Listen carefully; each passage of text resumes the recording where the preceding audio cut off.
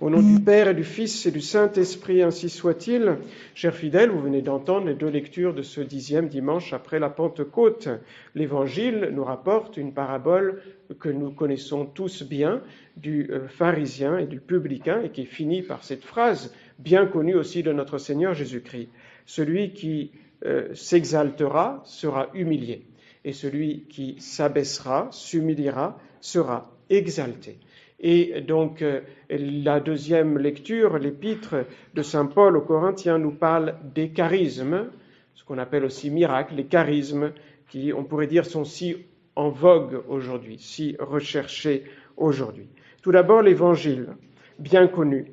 Le pharisien va dans le temple pour prier, nous dit l'Évangile. Mais les pères de l'Église nous disent, et examinez s'il va pour prier. Il ne prie pas. Que fait le pharisien dans le temple? En fait, il va dans le temple pour se vanter, et pire que cela, pour mépriser celui qui prie du fond du cœur et avec humilité. De quoi se vante le pharisien? Eh bien, de ce qui était pour les pharisiens l'essentiel de la vie religieuse, qui malheureusement est encore l'essentiel maintenant pour le judaïsme, c'est-à-dire l'observation extérieure de la loi de Moïse. Et ce n'était pas ce que recommandaient les prophètes. Les prophètes recommandaient aussi, n'est-ce pas, la pratique des vertus, la pratique intérieure des vertus. Attention, cela ne veut pas dire qu'observer extérieurement les préceptes, que ce soit maintenant liturgique, cérémoniel, autrefois, ou disciplinaire, et donc l'observation extérieure de la loi, c'est une mauvaise chose. Jésus ne critique pas cela. Jésus critique le fait qu'ils en avaient fait l'essentiel de leur religion, sans se soucier de la pratique des vertus qui maintenant sont les vertus donc chrétiennes. Donc, mais l'observation des préceptes extérieurs est aussi une bonne chose, mais elle doit aller, le but, c'est de nous faire pratiquer les vertus nécessaires à notre salut éternel. Le pharisien voit les péchés du publicain, qui d'ailleurs sont réels, c'était un pécheur, mais il ne voit pas les siens, et principalement l'orgueil, le plus laid des péchés, souvent le plus grave, parce qu'il nous fait ressembler à Satan, qui est orgueilleux. Le pharisien juge faussement sa propre âme, parce qu'il ne voit pas ses péchés. Il juge faussement l'âme de son prochain, de l'autre, parce que, en voyant le publicain, eh bien, il croit qu'il est ennemi de Dieu, alors que le publicain fait une prière profondément humble, il est contrit, il a un cœur repentant et contrit, et il obtient le pardon de ses péchés du bon Dieu.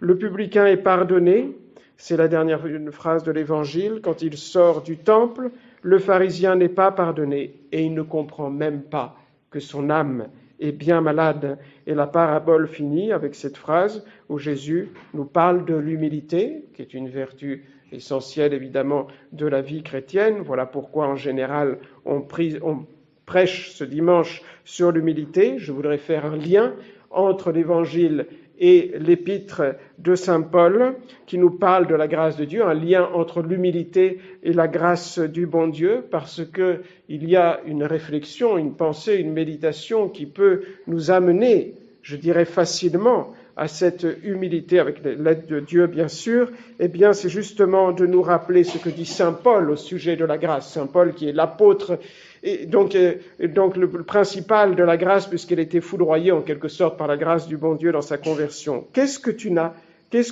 dit saint Paul, que tu n'as pas reçu? Et si tu l'as reçu, pourquoi t'en glorifies-tu comme si tu ne l'avais pas reçu? Chers fidèles, nous avons tous reçu des qualités naturelles et nous recevons des grâces surnaturelles. Nous les avons reçues du bon Dieu, qui est l'auteur, le créateur de la nature et de la surnature, de l'ordre surnaturel, c'est-à-dire de la grâce. Et donc tout le bien que nous avons et qui est en nous, qui est en moi, qui est en vous, eh bien c'est le bon Dieu qui nous l'a donné, même si nous avons collaboré, coopéré à cette aide de Dieu. Par exemple, quelqu'un qui a une qualité naturelle a pu la développer en collaborant à l'aide de Dieu, mais même pour développer ses qualités naturelles, il avait besoin de l'aide de Dieu. Nous avons besoin de l'aide de Dieu à cause du péché originel. Depuis le péché originel, nous n'arriverons pas à développer nos qualités sans l'aide du bon Dieu, et combien plus dans l'ordre surnaturel. L'ordre surnaturel dépasse complètement nos forces.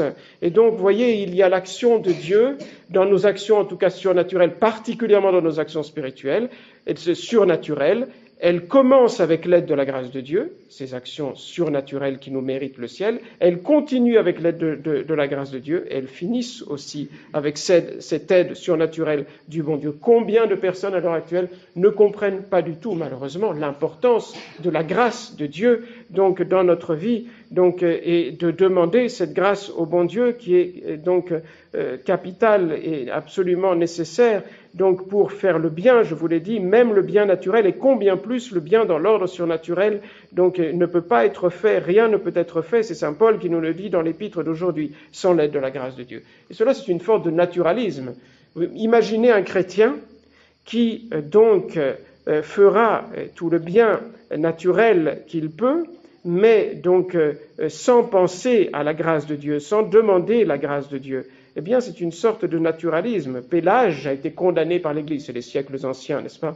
Parce qu'il pensait qu'on pouvait faire le bien par ses propres forces. Il suffit de faire des efforts et on arrive à progresser dans tous les domaines. Et sa doctrine a été condamnée, mais cette doctrine, cette mentalité, malheureusement, parfois elle renaît, n'est-ce pas, un peu partout. Et donc, nous devons nous rappeler cette importance de la grâce. Qu'est-ce que c'est que la grâce? La grâce, c'est un don de Dieu. Un don surnaturel, c'est-à-dire qui dépasse toutes les forces de notre propre nature et qui est totalement gratuit. Et donc Dieu le donne même à celui qui ne le mérite pas. Il y a en particulier deux grâces que personne ne peut mériter, parce qu'elles viennent directement du bon Dieu. C'est la première grâce et la dernière grâce. La première grâce, c'est quand une personne passe de l'état de péché mortel en état de grâce, il est élevé à l'état surnaturel, et donc ça ne peut pas venir de lui, ça ne peut venir que de Dieu. Certes, il doit prier pour obtenir cette grâce, mais elle ne peut venir que de Dieu. Et la dernière grâce, celle qu'on appelle la grâce de la persévérance finale, c'est donc la grâce de mourir en état de grâce, c'est le commencement du ciel. Comme le ciel est justement une grâce de Dieu, eh bien, on ne peut pas donc se la mériter soi-même. C'est pour cela que les saints nous invitent et nous poussent à demander tous les jours la grâce de la persévérance finale. Toutes les autres grâces peuvent être méritées entre-temps, mais il y a toujours cette aide de Dieu. Et Dieu même est à l'initiative de toutes les actions bonnes que nous faisons. C'est saint Jean qui le dit dans une épître, c'est Dieu qui nous a aimés le premier. C'est Dieu qui vous a choisi. Ce n'est pas vous qui l'avez choisi. Et c'est Dieu qui nous a donné toutes les premières grâces dans toutes les bonnes actions que nous faisons. Et certes, nous devons lui donner notre propre collaboration. Vous savez, chers fidèles, je pense, j'espère, qu'il y a 3 sortes de grâces. Il y a la grâce actuelle, ces distinctions sont très importantes, la grâce habituelle, et il y a ce dont parle saint Paul dans l'épître d'aujourd'hui, qui sont les charismes. Les grâces actuelles sont données à tous, sans exception, du plus criminel au plus grand des saints, du plus délinquant au meilleur des hommes. Ce sont des grâces passagères que le bon Dieu donne à tous et qui sont suffisantes pour tous les hommes sans exception, parce que Jésus les a méritées pour tous les hommes, pour faire leur salut, pour nous aider à faire le bien et à éviter le mal. Pour comprendre cette efficacité de la grâce actuelle, on peut prendre des exemples évidemment extraordinaires, mais qui nous fait comprendre comme quoi Dieu est tout-puissant. Il peut même rentrer dans l'âme sans la violenter, il a la clé de l'âme pour entrer dans sa volonté et donc changer une âme. C'est le cas de saint Paul. Saint Paul était un persécuteur des chrétiens, n'est-ce pas? Eh bien, en un instant, la grâce de Dieu l'a changé. Il s'est complètement converti. C'est le cas de Ratisbonne, je pense que vous connaissez cette histoire, c'était un juif mais athée. Et il avait accepté de porter une médaille miraculeuse seulement pour faire plaisir à un de ses amis. Et en visitant par pure curiosité d'art, pour visiter les belles choses, n'est-ce pas, une église à Rome, eh bien, il a été lui aussi en quelque sorte foudroyé par la grâce de Dieu. Il a tout compris, il a tout adhéré à la foi, il a tout compris, et il a connu toute la foi en un seul instant. C'est la puissance de la grâce actuelle, efficace du bon Dieu. Évidemment, ces grâces sont tout à fait extraordinaires, mais voyez la puissance de la grâce de Dieu, qui est capable de changer une âme. La grâce habituelle, vous le savez, comme son nom l'indique, c'est la grâce qui reste habituellement dans une âme tant qu'elle n'en est pas chassée par le péché donc mortel. Elle correspond, vous le savez aussi, bien sûr, j'espère, à la vie surnaturelle. Quand on a la grâce habituelle, c'est qu'on a été élevé par le bon Dieu à la vie surnaturelle. Je suis la vigne, dit Jésus, vous êtes les sarments. C'est-à-dire que quand il nous élève à la vie surnaturelle, nous avons dans notre âme, c'est un grand mystère, la même vie qui est en Dieu. Nous participons à la vie donc divine du bon Dieu. Il y a dans les sarments la même vie qu'il y a dans la vigne. Saint Paul prend l'exemple du corps mystique. Il dit, vous êtes le corps mystique du Christ. La tête du corps mystique, c'est Jésus-Christ. Nous sommes les membres. Et donc, il y a cette vie de Dieu qui passe en nous. Nous devenons enfants adoptifs du bon Dieu. Je vous rappelle, c'est ça qui est très important, c'est que que nos actions aient un mérite surnaturel, c'est-à-dire nous méritent la vie éternelle pour laquelle le bon Dieu nous a donné, nous a créés. Il faut être en état de grâce, c'est ce que dit saint Paul. Il dit, vous pouvez faire toutes les œuvres les plus magnifiques, vous pouvez donner tous vos biens aux pauvres, vous pouvez même donner votre corps aux flammes, donc en quelque sorte, et il cite d'autres grandes œuvres qu'un homme pourrait faire, mais si vous n'avez pas la grâce de Dieu en vous, cela ne vous vaut rien, c'est saint Paul qui le dit, pour la vie éternelle. Attention, cela ne signifie pas que cela est inutile, parce que celui qui fait des bonnes œuvres attire toujours plus sur son âme des grâces actuelles pour se convertir. Mais la conversion reste une œuvre de la miséricorde de Dieu. C'est Dieu qui convertit. On ne peut pas mériter donc la grâce de la conversion. Et donc, voyez-vous, pour mériter la vie éternelle, il faut être en état de grâce. Il faut être dans cet état qui dépasse celui de la nature. Voyez l'importance de la grâce dans notre vie. Avec nos seules forces, on ne peut pas se sauver. Et avec nos seules forces, on ne peut pas obtenir la grâce de Dieu. C'est un don gratuit. Nous devons le demander à Dieu dans la prière.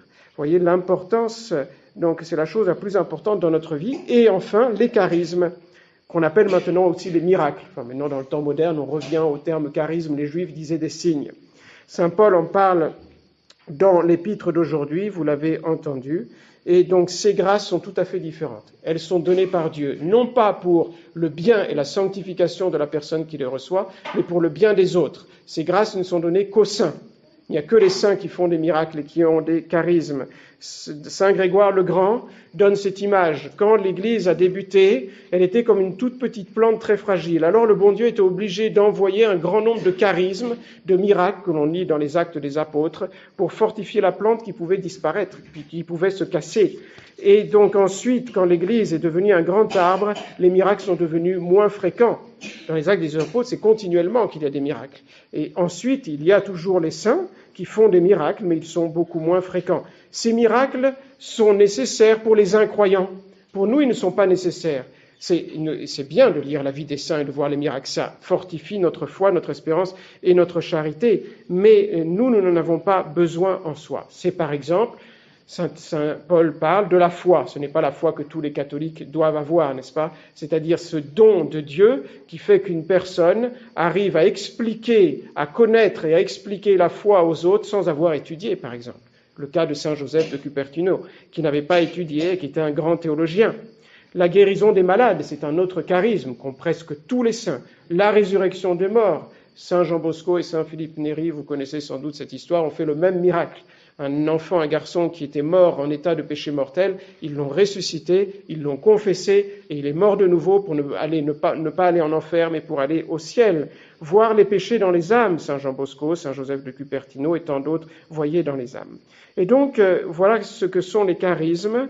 Il faut faire un peu attention au défaut de rechercher trop ces choses extraordinaires, d'être trop attaché à ces miracles et à ces prophéties. C'est peut-être un défaut parce qu'il faut faire attention, parfois ils sont vrais, mais il peut aussi être faux, n'est-ce pas? Et le démon est malin, n'est-ce pas? Ne pas nous laisser trop attirer donc par cela. Donc ce qui fait qu'un saint est saint, ce n'est pas le fait qu'il fait des miracles, c'est le fait qu'il pratique les vertus chrétiennes, mais pas comme les autres, à un degré héroïque. Et donc le bon Dieu lui donne donc la grâce des charismes pour comprendre un peu, évidemment c'est un exemple extrême, mais pour comprendre cela, Hérode voulait voir des miracles.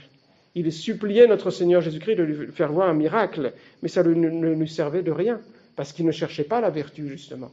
Les vertus, comme maintenant on l'appelle chrétiennes, il ne cherchait pas Dieu, et justement le bon Dieu n'en a fait aucun, parce qu'il voyait qu'il ne cherchait pas la vertu. Ce que nous devons rechercher, mais vous le savez, c'est la pratique des vertus, qui viennent de Dieu, avec l'aide de Dieu. Il faut demander cette grâce au bon Dieu et demander la grâce à Dieu de sa miséricorde. Et je finirai par cela avec la belle, magnifique oraison de ce 10e dimanche après la Pentecôte qu'on cite toujours, par exemple, dans la méditation, dans les exercices sur l'amour infiniment miséricordieux du Sacré-Cœur, au Dieu dont la toute-puissance se manifeste principalement dans le pardon et la pitié. Dieu manifeste sa puissance en pardonnant, surtout.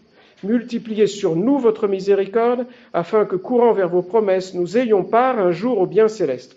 Chers fidèles, nous devons demander la miséricorde pour nous et pour les autres, et pour notre patrie, qui, vous le savez, ces derniers jours, a blasphémé publiquement notre Seigneur Jésus-Christ, a fait une parodie blasphématoire et profanatoire de ce que nous avons de plus saint, de ce qui fait le cœur de notre religion, qui est la Sainte Eucharistie, qui est l'institution de la Sainte Messe et de la Sainte Eucharistie par notre Seigneur Jésus-Christ. Ce sont des blasphèmes publics qui ont été revendiqués comme tels.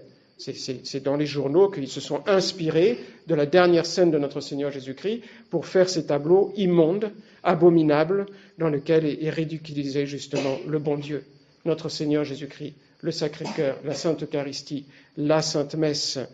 Donc blasphème public, péché public qui attire les châtiments publics de notre Seigneur Jésus-Christ. Voilà pourquoi nous devons faire réparation publique. Donc nous-mêmes, demander miséricorde pour nous, bien sûr, parce que nous sommes des pécheurs, mais là nous devons faire réparation publique. C'est pour cela qu'à la fin de la messe, si vous le voulez bien, nous réciterons ensemble les litanies du Sacré-Cœur et l'acte de réparation au Sacré-Cœur de Jésus, pour réparer, pour consoler le Sacré-Cœur de Jésus, pour demander la conversion de ces abominables personnes qui inventent de tels blasphèmes, n'est-ce pas? Et donc pour réparer un petit peu et que le bon Dieu envoie des grâces, surtout de miséricorde, pour la conversion de ces pauvres fous qui ne savent pas ce qu'ils font et ce qu'ils disent. Au nom du Père et du Fils et du Saint-Esprit, ainsi soit-il.